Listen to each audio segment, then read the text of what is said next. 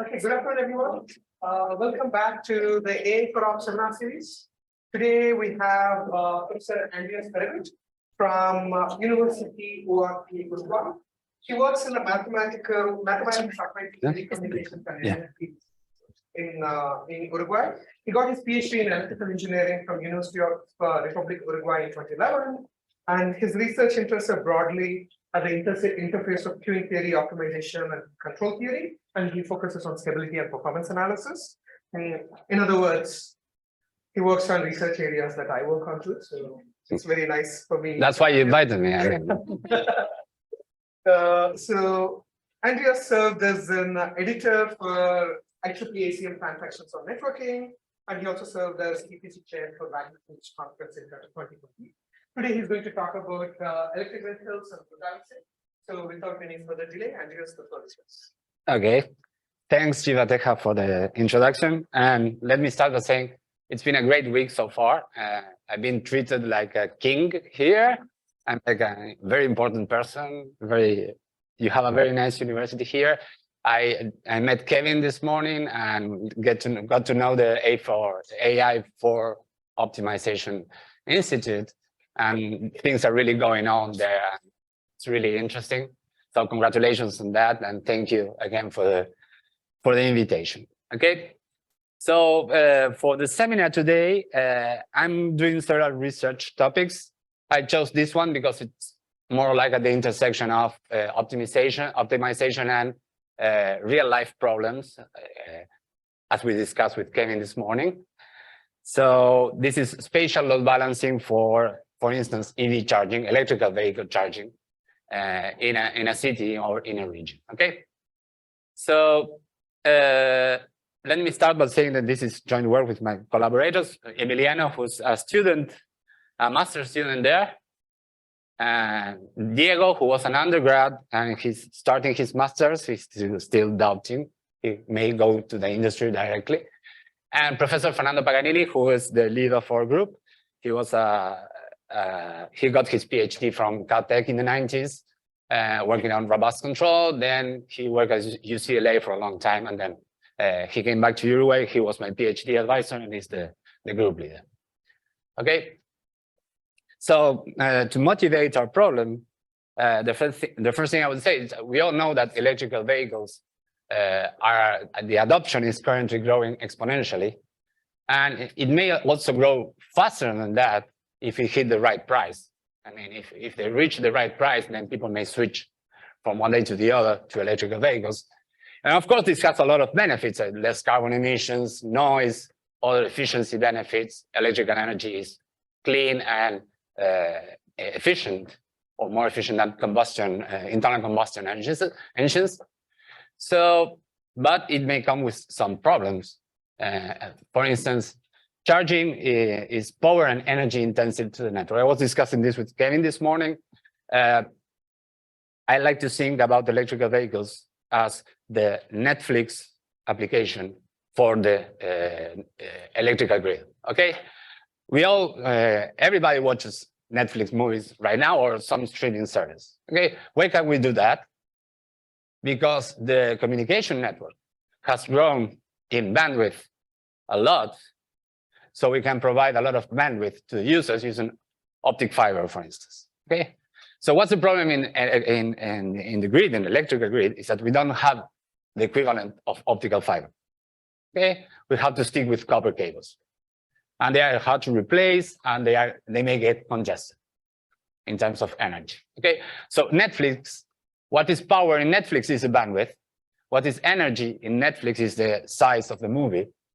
So the telecommunications networks are able to handle that for each one of you, and everybody can watch the movie at the same time, and there's no problem.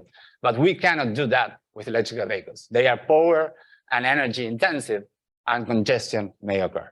That's the main point that we should be aware of. We cannot throw all these demands simultaneously into the network without being smart. Okay.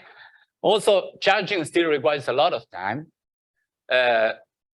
We all know that charging an electrical vehicle may take 3 or 4 hours. Why is that? Well, if you think about if you do the comparison with gasoline with gas, the rate when you go to a gas station and you fill up your car, the rate at which you are giving power, the energy to your car, the power that you are using is 5 megawatts. So that's the energy content of the gasoline, okay? That you put in 5 minutes in your car or less, okay? It's 5 megawatts. You gotta do 5 megawatts at your home, okay? And that would blow up everything. So this is why it requires time. So you have to spread the charge a long time, okay? Of course, there are fast chargers and whatever, we're trying to get there, but we are still an order of magnitude away of gas stations, okay? So we need to build this infrastructure. We need to be smart. I hope I motivated the problem correctly.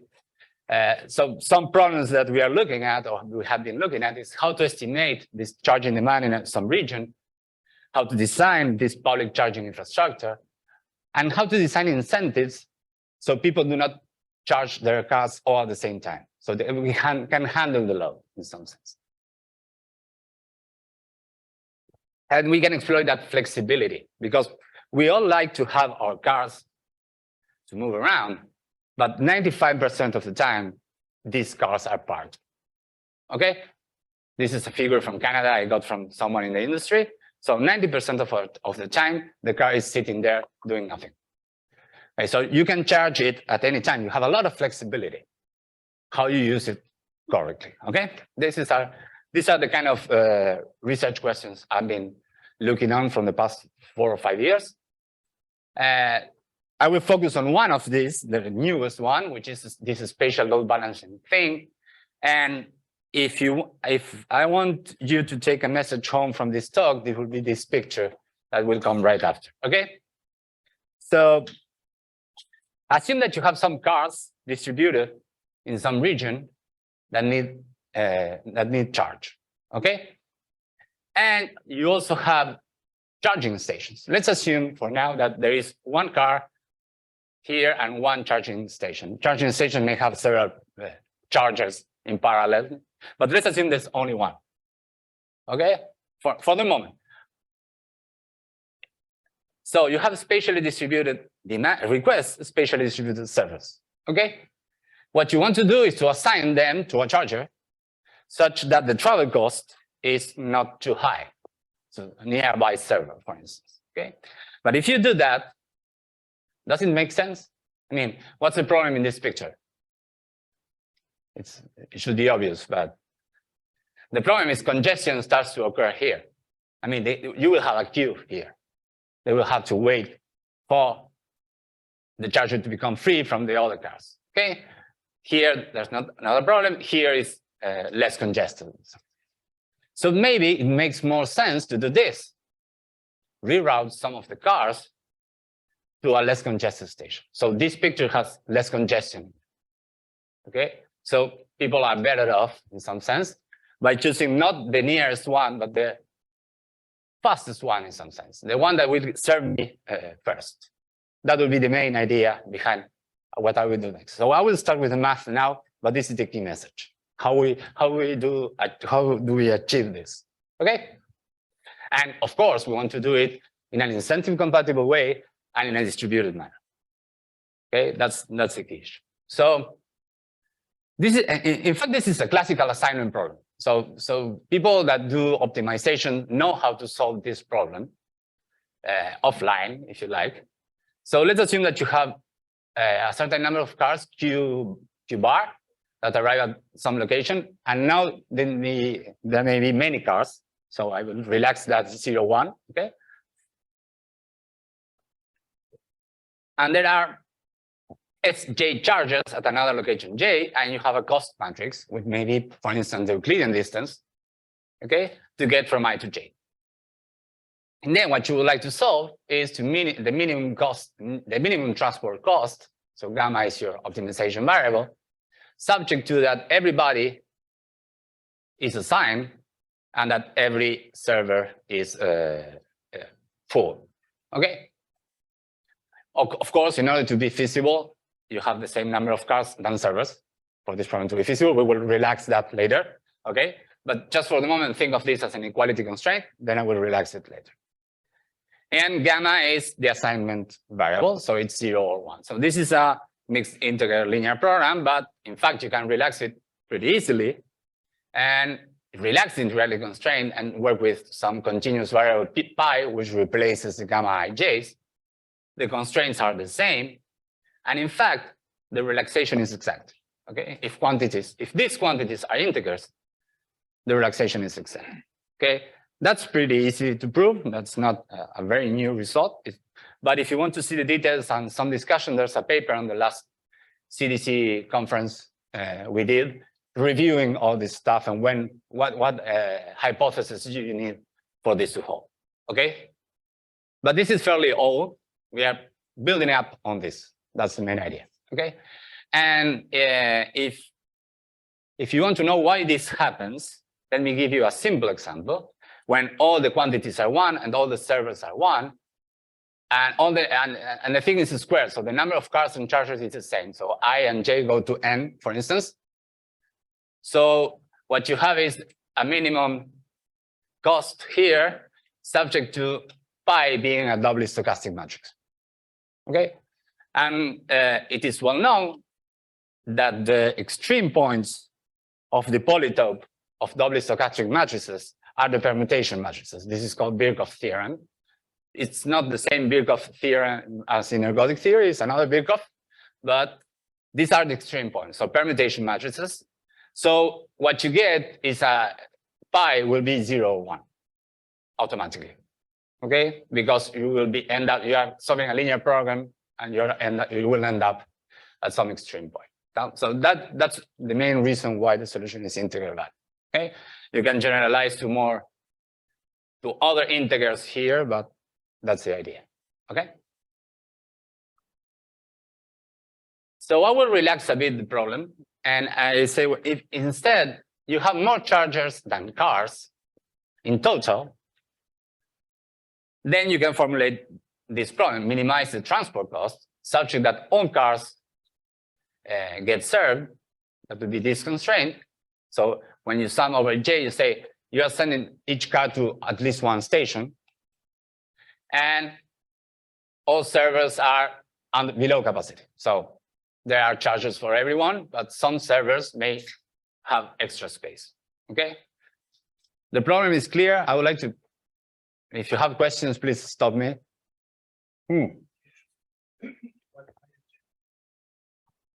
So I will be the spatial locations that I discretize in some sense. I mean, it's not continuous. I mean, you have I arrival point. I will index the arrival points of cars, and j will index the locations of the stations. Okay, and the charging station may have more than one charger. So this is S bar, the number of chargers at location j. Okay, thanks for the question.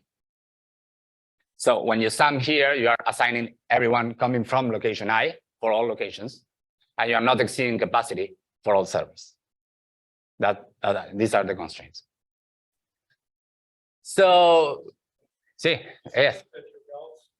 Everybody who's coming from the same origin goes to the same. I'm thinking of the origin of a point in space. So yeah, the decision should be the same for each point in space. We may have to discuss that later. Yeah, it may be an issue, but I'm assuming that. I mean, I is allocation. I indexes allocation in space. So we can do some Lagrangian analysis here, duality analysis. And if you write the Lagrangian of this problem, relax it with a multiplier for this constraint. I will keep this constraint in the problem, and I will add a multiplier for this one. Sorry, I'm just pointing over there. Sorry for the guys. They told me that I have to stay here for the Zoom camera to work. So sorry. So what's the Lagrangian here? The Lagrangian is the sum of all the costs as before, plus the sum over all the constraints of a Lagrange multiplier, which I call mu, times the constraint. And if you rearrange terms, you get sum over ij of this weight, Cij plus mu j, times the assignment minus some extra term, okay? So when you minimize this Lagrangian over the primary variable, which is pi, subject to the other constraint, which is this problem. So you want to minimize the Lagrangian subject to this constraint, which is still holds. The problem decouples over I. Okay, so each location has to make its own decision, and the decision is to go to the cheapest station in terms of transport cost plus the Lagrange multiplier. Okay, so this mu j acts as, and this is in the next slide, in fact. So the solution is to send the mass that you have. It's a transport problem to send the mass that you have at location I to the cheapest station with the modified cost. So instead of going to the nearest one, you will account for congestion in some sense. And mu j naturally acts as a congestion price. Okay, so this should be a natural congestion price for this problem. Okay, and you have a price for each station. For instance, if you have if your cost is the Euclidean distance between the EV and the station, and supply is abundant, then all the Lagrange multipliers will be zero. There will be no congestion occurring, and the routing splits along the Voronoi cells of the charging stations. Everybody know what a Voronoi cell is? Don't be afraid to ask. I mean, so simpler words, you go to the nearest one. Okay, so you choose the nearest charger, and you're all set because there's no congestion. That would be the easy explanation. But when congestion occurs, the attraction region of a station deforms in some way, because you take into account these weights, this congestion cost. So you have to choose the station with minimum total cost, travel time plus congestion across all stations. Okay. And this gives you some boundaries that looks like hyperbolas in the plane.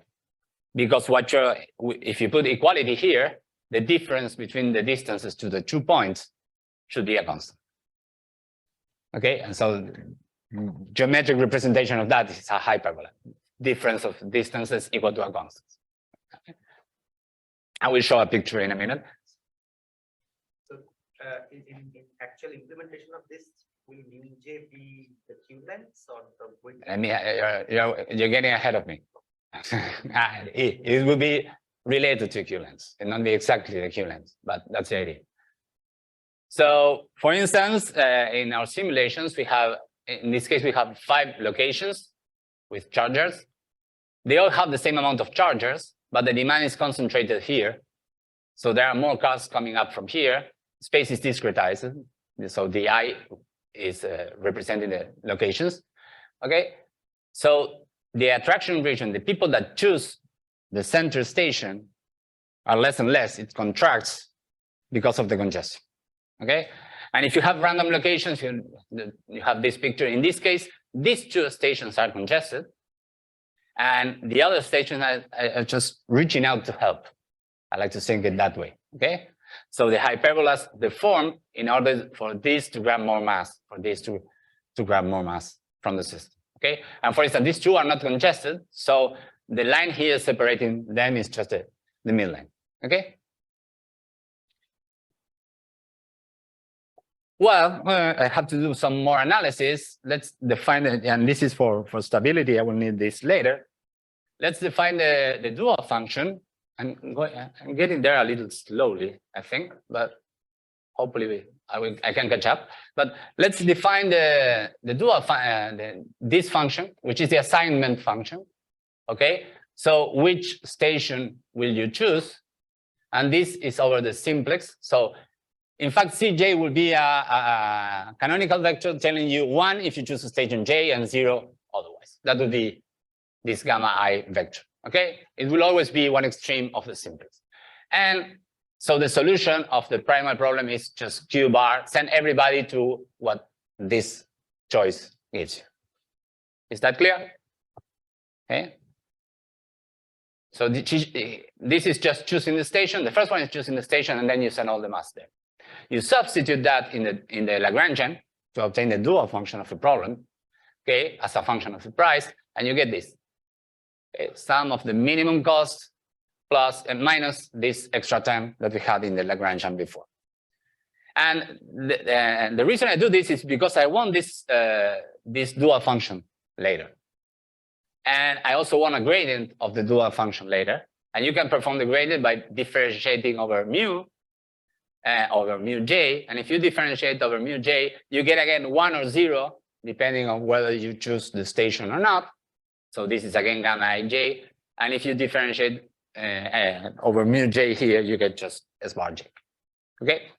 So this is just because I'm using these expressions later, but you can really get them from the Lagrangian pretty easily.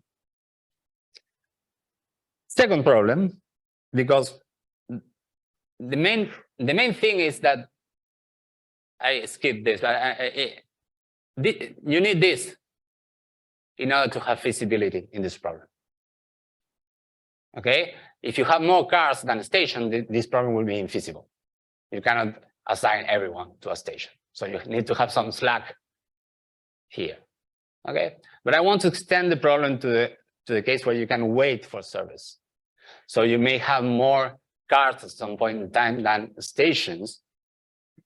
Hopefully this will go away later, but I mean, at some point in time, you may have more cars than stations and they will have to wait. So this is the second problem that I formulate, which is using a soft constraint. Instead of using S bar, which is a hard constraint, the number of servers, let's use a penalty function, phi j, that grows up after you reach S bar j. Okay, so it penalizes in some way that you're exceeding capacity. And what are the constraints here? Well, this is the same constraint, and this is just the definition of Sj. Sj would be the number of cars assigned to station j. And they can be more or less than S bar. That will depend on the penalty function. Okay? Again, if congestion does not occur, then probably this number will be below S bar and everything is good. But if the solution has S above S bar, they will be waiting, they will be queuing in the system. Okay? So phi is measuring congestion. The advantage of this problem is it is always feasible. Okay, you can always solve it, and you may pay a price because of the congestion penalty.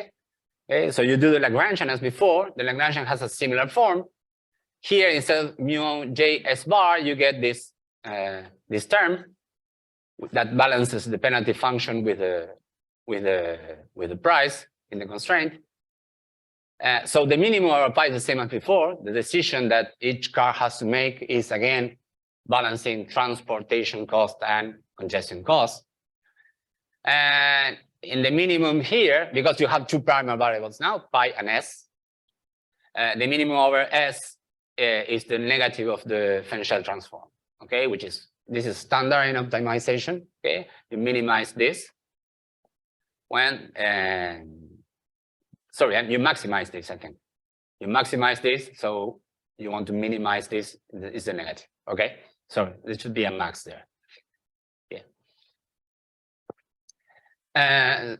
So again, if you solve this in the primary variables, pi and s, then you get a dual function, and the dual function is the first part is the same as before because it's the same problem. The second part is uses the differential transforms. Okay, and so if this function, if phi is increasing and differentiable, this is always convex. In particular. So this is a concave problem, and the dual function is well defined. So if phi is increasing and differentiable, the solution of this would be just mu equal phi prime of s, which is written here. And you can also compute the gradient by using the inverse function theorem for derivatives. So, okay, I don't want to stay too much in the equations, but the idea is that you can solve the dual function and you can have a gradient for the dual function. Okay. So let's go to the model, to the real model, the dynamic queuing model in the system. Questions? Pretty much clear? So far, it's standard optimization. Let's complicate it a bit, okay? So what's the dynamic queuing model? Well, the idea is what I shown you before was a one-shot allocation. I know all things. I know where all cars are. I know where all stations are. Let's just do optimize and forget about it. Now, cars will be arriving into the system and departing the system in some way. Okay. In particular, requests will arrive asynchronously. I don't know when a car will request charge. And we also need to think a bit more about the congestion signals so that the users understand them. Okay, not just random price that I get from a Lagrangian, but something that translates to the user in some way. And we want, if the demand is stationary in some sense, I mean, if I get always the same amount of cars arriving into the system to get to the optimal points of the previous products in some sense. Okay.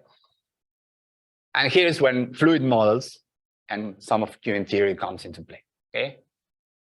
So when Shiva Teja introduced me, he said that I work on the interface between queuing and optimization. Well, okay, we formulate an optimization problem, then try to come up with a fluid or queuing model that tries to solve this optimization problem. That's the idea. So assume now that each location receives a flow of requests, and I will forget about integrality now. So everything is fluid now. You have a rate of requests arriving, some number of EVs per second or per minute or per hour arriving into your system. And you have to design a load balancing rule that splits these input flow rates from each location to each station. Yep. And what's the total flow rate into station J? Well, it's just the sum of your decisions, how you split this Ri between the stations. You sum of Ri, you get the total rate arriving into station J. So what's the state variable for model? Well, the number of people in each station. Okay, we track how many people we have in each of the charging stations. And if it exceeds capacity, there's a queue there. There's someone waiting, or there's some kind of a delay occurring. Okay. So to model the queue, we just postulate the fluid. I mean, it's just the number of people at station J will grow with this arrival rate that I define, and will depart with some departure rate that I will define later. Okay. So this is the model for the queue. dj is departure rate. We assume that dj of 0 is equal to 0 in order not to have negative queue values. I mean, so if there's nobody in the system, nobody can depart. That's what I'm saying. So what's the key idea? And that's the key idea of the whole thing. The key idea is use time as a common ground for the congestion cost and the traveling cost. So this is what users understand. Okay, so instead of thinking of the transport cost between, or the distance between two stations, or a user and a station, think of the time it would take him to get there. Okay, and think of the congestion cost as the queuing delay. So they add up nicely. And so this is our congestion signal. Okay, so let Cij be the transport time from I to J. Okay, for instance, the Euclidean distance divided by some velocity that we assume homogeneous around the system, the velocity that you need to traverse the city or something, the average velocity. And let mu J be the waiting time at server J. So Ci plus mu J is the total delay before service. So this is a thing a user may understand easily. Okay.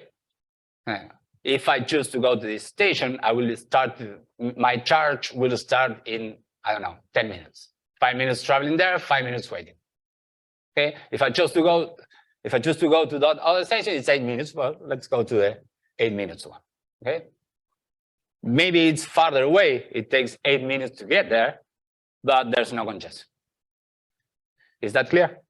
I had this same problem at Miami Airport when I was coming here. Okay, it's a funny story. I was in Miami Airport. You have to connect, so you have to go to TSA screening again.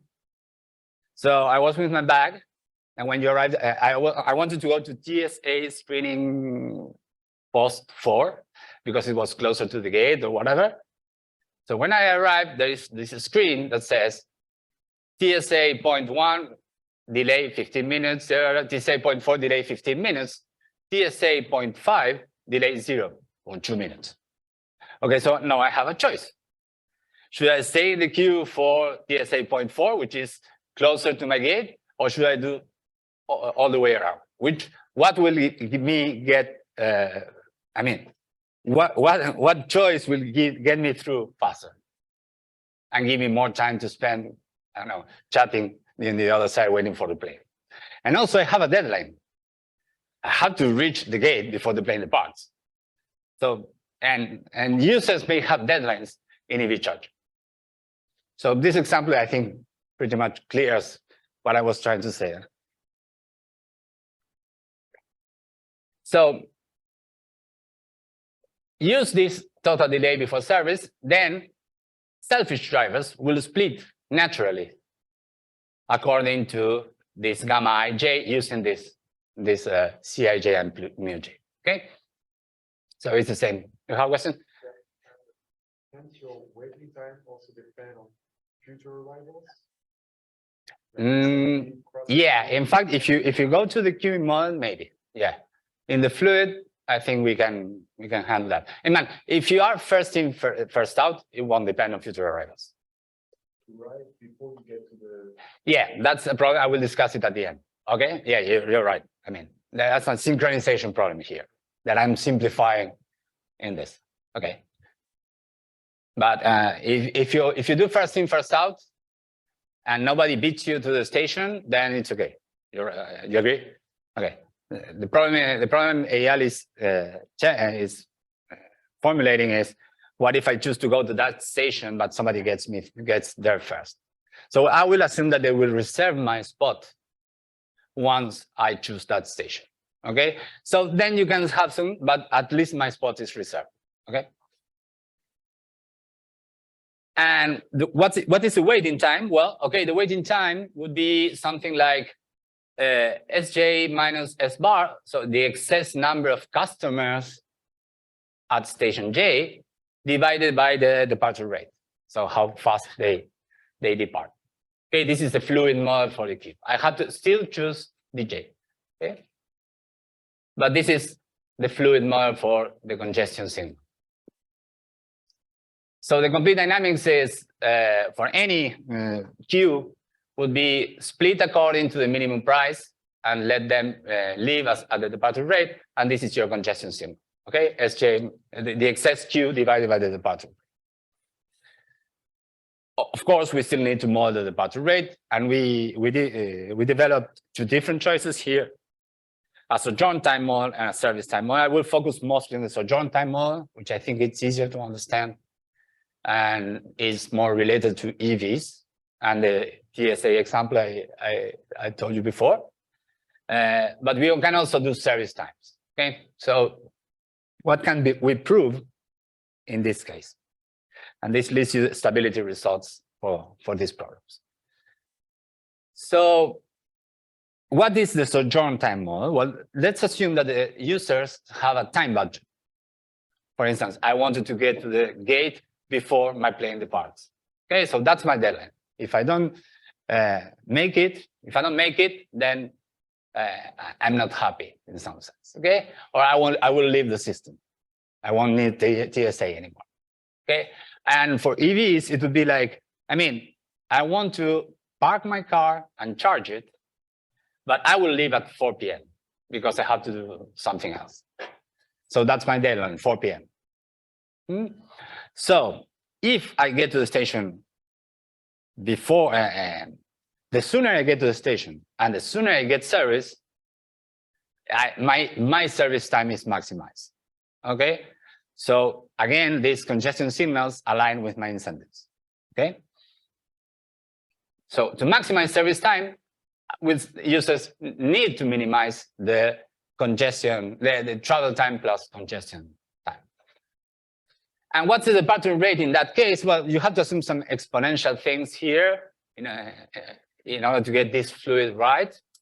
But a reasonable departure rate would be just the number. This is the MG infinity Q. I mean, it's just the number of stations the number of people at station J depart at rate 1/t. So this is the frequency at which they reach their deadlines and leave. Okay. So this is like abandonment in queues. Shivateja, I know you are not fond of abandonment, but this is like a queue with abandonment, right?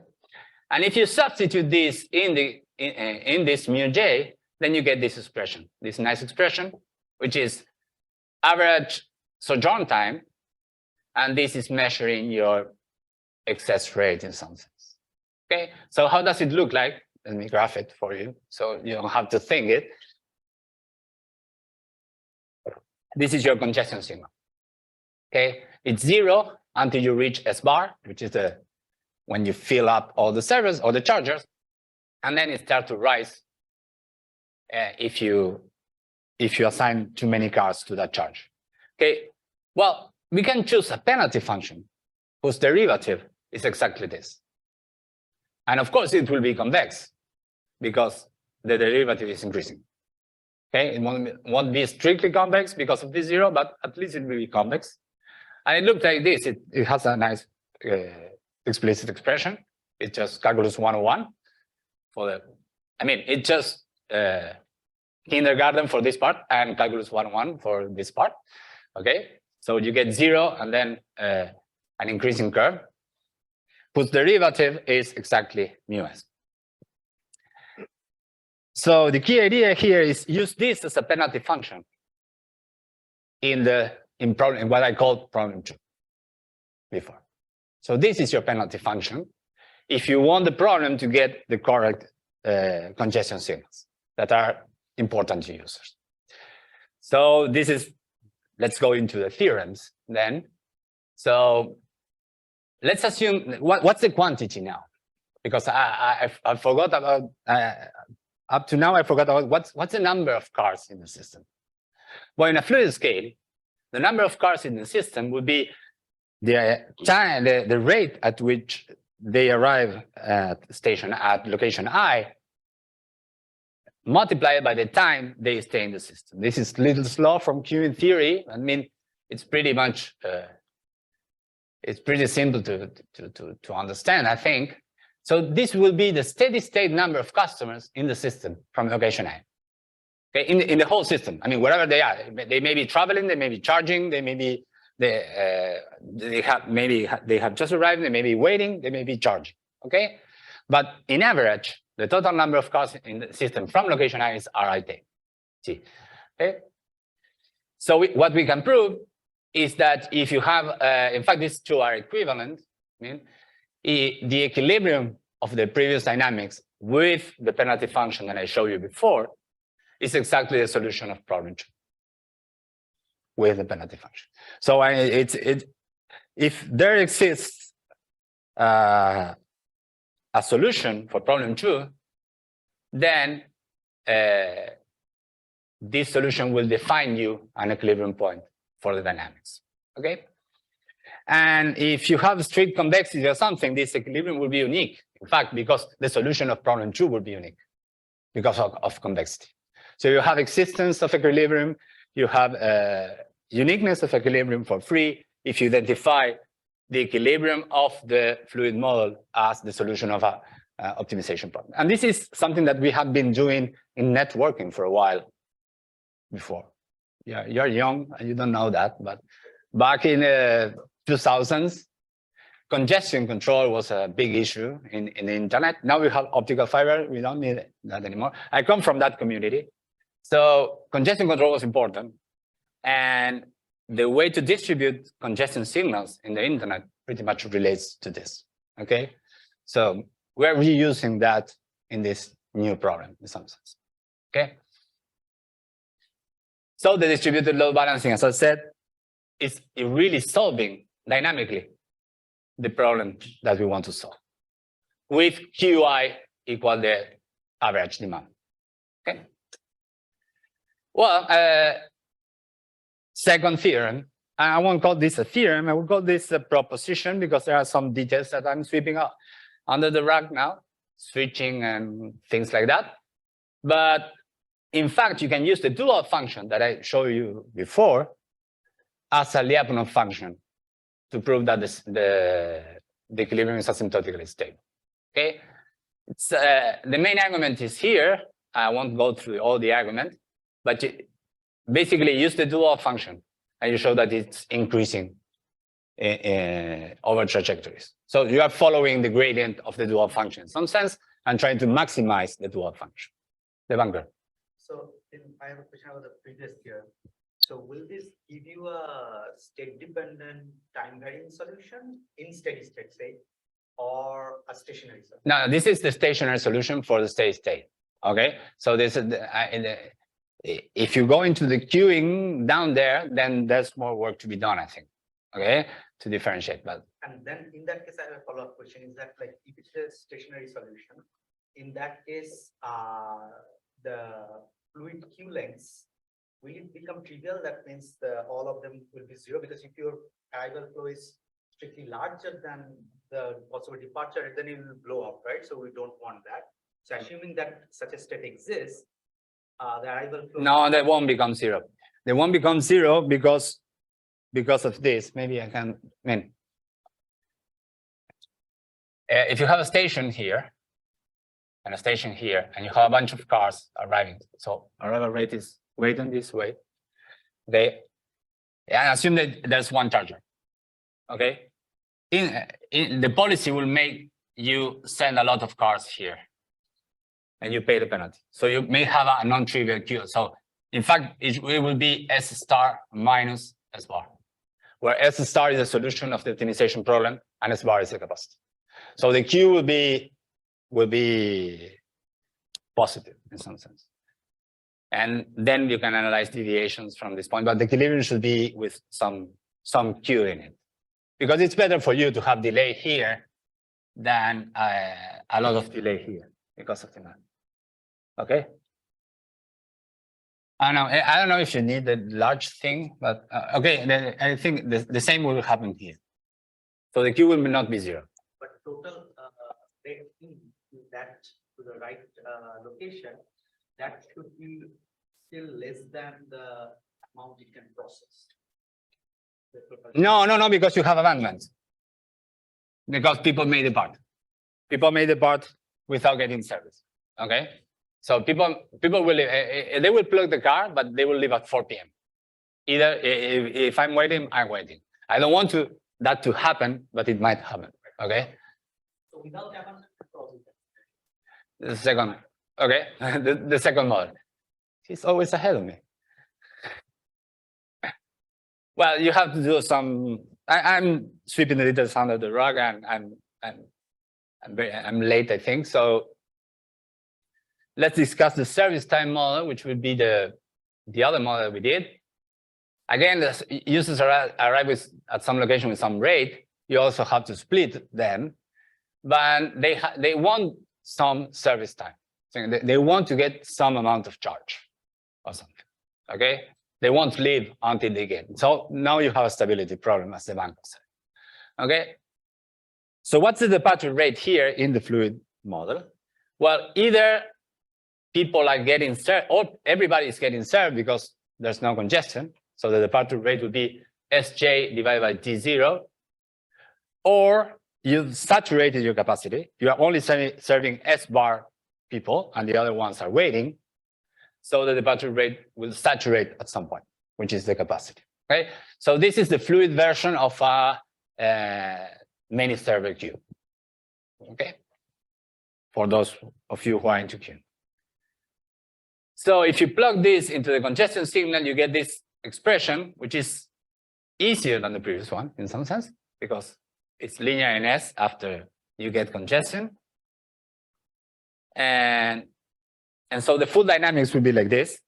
You have to choose your split rates. And so the arrival rate into station J will have these split rates that are chosen dynamically using the least service argument, minus the departure rate. The departure rate, I defined it. The congestion signal, I defined it. And the congestion signal feeds back into the user choices. Okay, that's the whole model. Questions?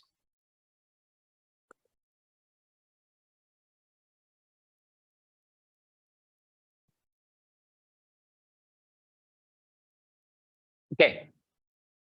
So now to the banker questions.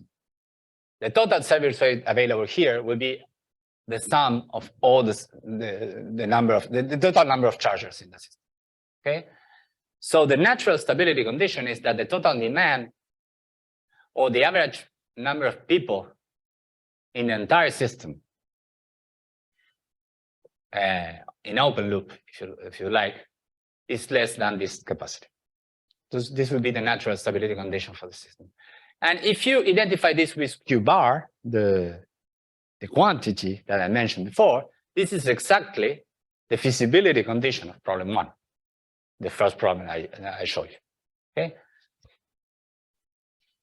So that's our theorem. I mean, let's assume that the average number of people in the system is now RIT0 coming from location I. If you have an equilibrium point of the dynamics, then you can construct a split that optimizes, that is a saddle point of the Lagrangian that is solving problem 1. Okay? So if you have an equilibrium, it should be S star, which is the only variable, the only dynamical variable here is S star. But once you get S star, using all the machinery that I defined before, you get to choose your equilibrium, your optimum. You are at the optimum of this problem. Okay, and if you are at the optimum of problem 1, then you can define a suitable S bar, which we S star, which will be larger than S bar. So there'll be some non-trivial Qs. Okay, so S star will be the average number of people assigned to station J, which will be larger than S bar when there is congestion. Okay, but they are willing to wait because it's better to wait than to go to another station farther away. Okay, and this is an equilibrium of the dynamics. And again, so that's the difference. This is in fact the banker's question. Okay, it's a difference between equilibrium occupation per station and the allocation of problem 1. In the allocation of problem 1, you allocate all your servers in some sense. Here, the equilibrium will have extra number of cars if there is queuing. Okay. And this remark, I said, the second remark, I mentioned it before. It's just that if you part B, in order for this equilibrium to exist, you need feasibility. For this optimum to exist, you need feasibility. The feasibility condition is just the stability condition I mentioned before. So you relate your natural stability condition with the feasibility of the problem. Okay.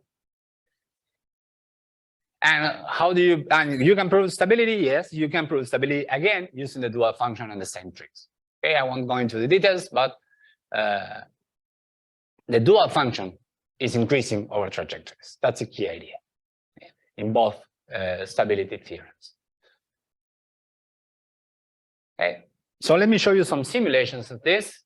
Really, questions? Yeah. If you have non-trivial queues, then the sojourn time is not in zero. But the sojourn time will be larger. The service time will be T0. Yeah, but you don't get, there's no deadlines anymore.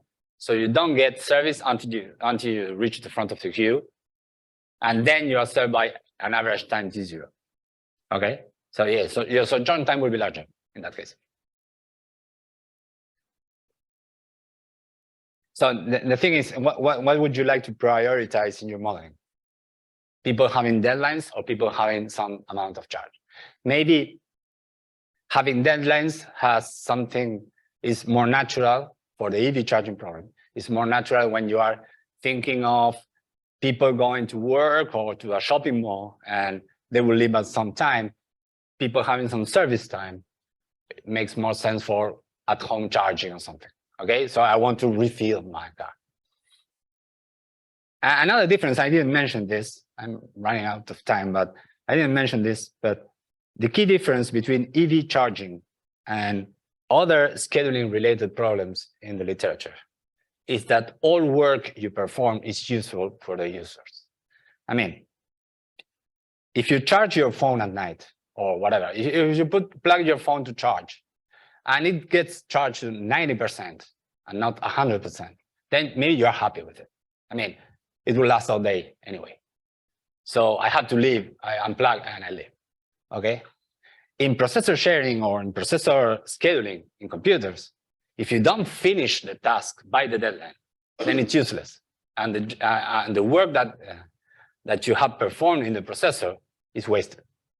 Now, everything is everything is efficient. And this makes the problem different. And in fact, I think more easy to handle, okay? So simulations. Well, this is a toy model where you have a Gaussian distribution of arrivals, some arrival rate 40 Vs per minute, and 1 hour is the sojourn time. This is for the sojourn time. So you get 240 customers in the system on average. And we tweaked the velocity in this square in order to have a reasonable time travel time, like 7 minutes is the average. This is 10 times, 5 times square root of 2 because it's the diagonal of the square. Okay, so if you do that, you get this attraction region. I mean, we put 300 chargers, so there are charging spaces for everyone, but there are only 60, and demand is concentrated here. So this node will become congested. In fact, the equilibrium is 64, and this equilibrium is less than the capacity. Okay, so we'll pay some congestion price on node 1, which is at the center, which in fact is 4 minutes delay if you translate it to time. Okay, and here you can see the simulation where we simulated both the fluid system and the stochastic system with distributed arrivals. Okay, and you can see that most of the load goes to station 1 at the beginning until it gets congested. Then you get some queuing, and if you have this queue, then people will start choosing the other. That's why there is a switch. I will simulate that this way here, because it's so there's a switch here where more people start to choose the outside stations, okay? And this occurs when you reach congestion in the center station. So your feedback works and everybody gets to choose the right station and you are solving the problem, okay? And if you do 5 stations randomly chosen, well, the demand is the same as before, is centered at the center of the square. So there are 2 stations that become congested, have to wait for 1.7 or 1.5 minutes before getting service. Units don't matter here, it's just a toy example. Okay, and again, you can see that the fluid model is pretty much following the stochastic system. So we still have to analyze the stochastic system better. But I think the fluid model we got is right. Okay, and you can prove stability and some optimality conditions for this fluid model. So, questions that I would like to answer.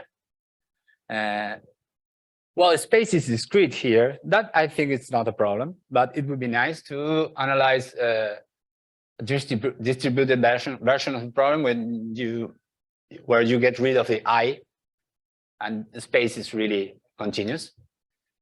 Of course, understand better the conversions of the stochastic model to the fluid limit should be fairly straightforward, but the devil is always in the details.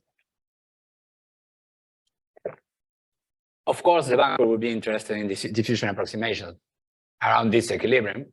Okay, he's already thinking about that. That's why he asked the questions. And here there is a switching that may pose some problems. Okay, because you switch between 2 regimes, queuing and not queuing. Okay, and you want to work in the switching point. Well, the stations are filled, but there are no queues. It's like halving width or something. Efficiency, quality efficiency trade-off there. Okay. Well, I'm considering more abandonments in coming vehicles. Incoming vehicles is what you said. Okay. So I have a simulation for that. I have a video for that, in fact, just to see how this works in a more animated way. So there are the stations, This is the beginning. Yeah, there are the stations. There's some congestion. There are incoming vehicles. Red means congested, or a red hue means congested. A blue hue means not congested. Okay. So you see how these Voronoi cells move around, accounting for congestion. So they contract automatically when congestion builds up. So these are the colors define the decisions of each of the cars arriving. And the cars, in fact, are traveling and arriving to the queue. Okay. So this account in the simulation, we accounted for what you ask AN. Okay. So this shows up pretty nicely. Of course, characterizing this in infinite dimensions is very hard. We don't do infinite dimensions now, Jivateja. Okay, me neither. Let's defer that to more gifted mathematicians. Okay, and stay in finite dimensional space. So I'm running out of time. Maybe I can stop here, but I really like to. Sorry, this is not working anymore. I'm sorry. I really like to say a few words about how to estimate this demand, okay? Because this is machine learning stuff, and maybe some of you are more into machine learning and things like that. So to account for you, maybe give me 2 more minutes to say some words about it. So we want to we also want to estimate this demand, these arrival rates, okay? If you, no matter what the arrival rates are, we have this policy that distributes them pretty nicely. Okay, but we also want to estimate them beforehand in order to plan the infrastructure. Okay, to put the chargers in the right location. And how do we do that? We would like to know how much energy the EVs will consume. And we already know that in some way because we know how much energy they are buying from gas stations. Okay? The key idea here is when you go to a gas station, you don't buy gasoline. What you buy is miles. Okay? Then your car transforms gasoline into miles. But what you want is miles. So that's and when you go to an electric vehicle charger, what you want to buy is miles. Okay, you get electricity, but what you want to buy is miles, autonomy in some sense. Okay, so we have this idea of how many miles are people buying at the different stations. Okay, but I mean kilometers because I'm from South America. We use kilometers instead of miles. But using energy efficiency, you convert everything to miles, and you try to estimate that. So what you want to do is to estimate some density in your region of how many miles are being requested in at each place. Okay, this is density. But the problem is that you cannot measure the density everywhere. How many miles do you have in each household, for instance, will be very fine. What you have is some kind of integral over some region, which is the attraction region of the gas station. Okay, you know the total amount of miles requested at this gas station, but now how this spreads out in the whole space. Okay, and this poses a very interesting density estimation problem. We have some algorithms for it based on radial basis functions and gradient descent. And there's a nice Monte Carlo trick to estimate these integrals that you need when you compute the gradient. So maybe if someone is interested, we can chat about it later. This is just a picture. This is the demand. The bigger the circle, the more miles are requested at that location. And what you want to get is some, sorry for the Spanish there. I recently gave a talk in Spanish about this and I reused the figures. But what you want to get is a low dimension estimate of the density, okay? And these are the kernels, and this is what the density will look like, okay? And then you can plan the stations and assign everybody to a Voronoi cell or whatever, or use the previous algorithm, okay? But once you know the density, then you can plan for the stations. Then you can plan for the grid in some sense, okay? We have a second model using maximum likelihood and some things related to hidden Markov models and Viterbi algorithm. This is really interesting. I don't have time to go through this, but if someone wants to discuss this type of things, I'm available today and tomorrow. So just find me or talk to Shiva there. Okay. So to conclude, well, EVs are popping up. We have to prepare the infrastructure. We constructed this simple route that can handle congestion using Lagrangian duality. The algorithm is incentive compatible. And we also discussed a bit how to estimate demand. So thank you. I'm a bit late, sorry. And I'll be open for questions.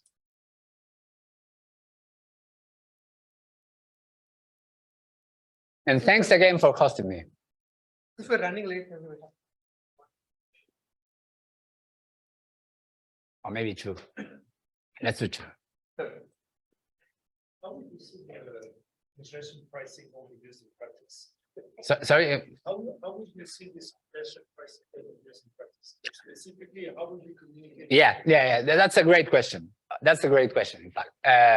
The question was, I don't know if someone is at Zoom, but the question was, how would you implement this in practice? And I think the best way to implement this is to integrate it in Waze or Google Maps. I mean, to give users an app that says, these are the charging spot location, this is the congestion, this is the total time till you get charged. What would you choose? Okay? So fed these congestion signals into the users, integrating them into a maps application or something. Yeah, distributedly in the congestion stations. I mean, if you have a charging station, you know how many cars do you have, then you can update your congestion price. Your congestion price is your current delay.